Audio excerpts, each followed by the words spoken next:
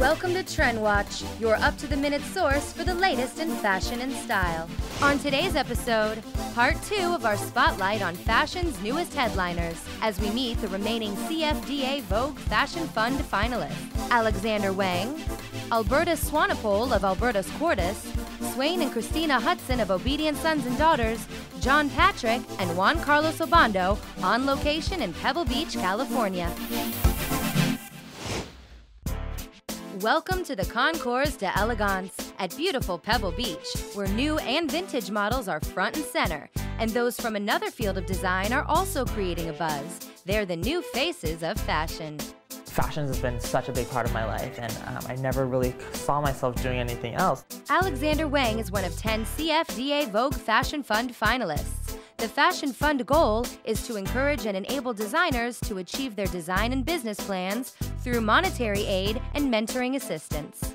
I'm completely and really honored to be a part of it. At 18, the San Francisco native moved to New York to attend Parsons. After interning with Marc Jacobs and Derek Lam and Vogue magazine, he went to work at Teen Vogue, but knew his true love was fashion design. I thought there was a niche in the market that was missing, and that was in the contemporary market. He sees his style as urban fused with classic luxury, modern yet mysterious, with individuality always important. It's more about quality and fit and more timeless. It's something that I always like to say has quirky familiarities. For spring, Wang launched a shoe collection and collaborated with another CFDA VOGUE Fashion Fund nominee. We did these crazy kind of corseted do-rag swim caps made out of rubber with Alberta's.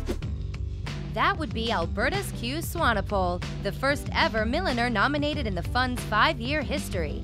This former ready-to-wear designer started making hats when he moved to New York from his native South Africa. From private clients to working with some of the biggest names in business, his career has slowly taken off.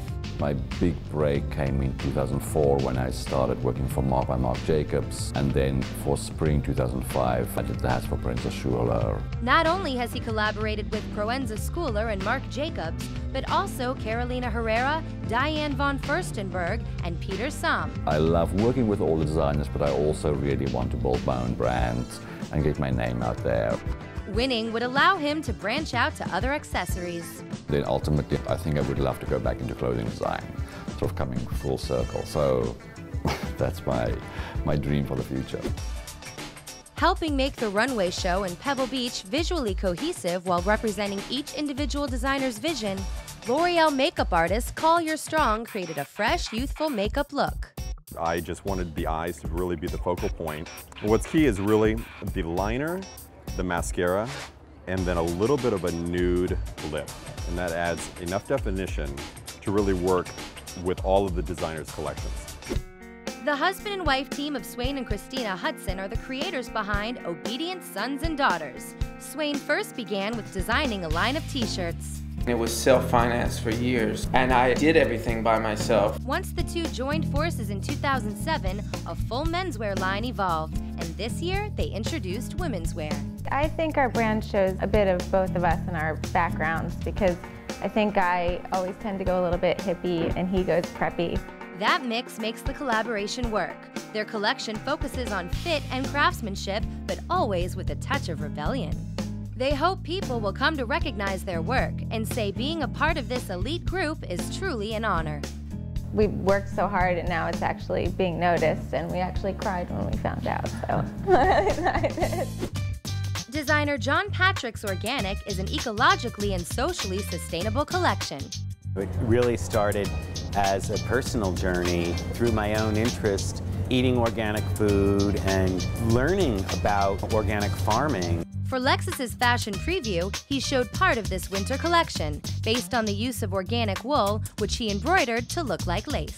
One of the first designers to innovate, develop, and effect eco-conscious practices, he's committed to creating an entirely carbon-neutral, yet fashion-forward brand. I would like to be able to use it to grow the brand so that I could work directly with more farmers. I think that the agricultural aspect of the fashion industry is something that is not at the forefront. Juan Carlos Obando is a Los Angeles-based designer who began his career as an art director. skills he still uses in designing his collection. I go back to making a creative brief to make a collection.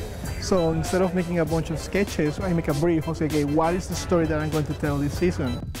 Obondo's storytelling technique brings his characters to life. Modern garments with vintage craftsmanship values.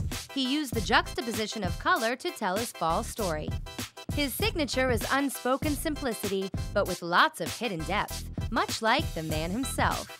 I'm here today in a very kind of fast-track way, but at the same time I feel like it's 4 years on the making. So we've seen just how the blending of both fashion and automotive talents can come together to create sleek designs and sophisticated silhouettes. Be sure to tune in to more episodes and don't forget to shop the shows.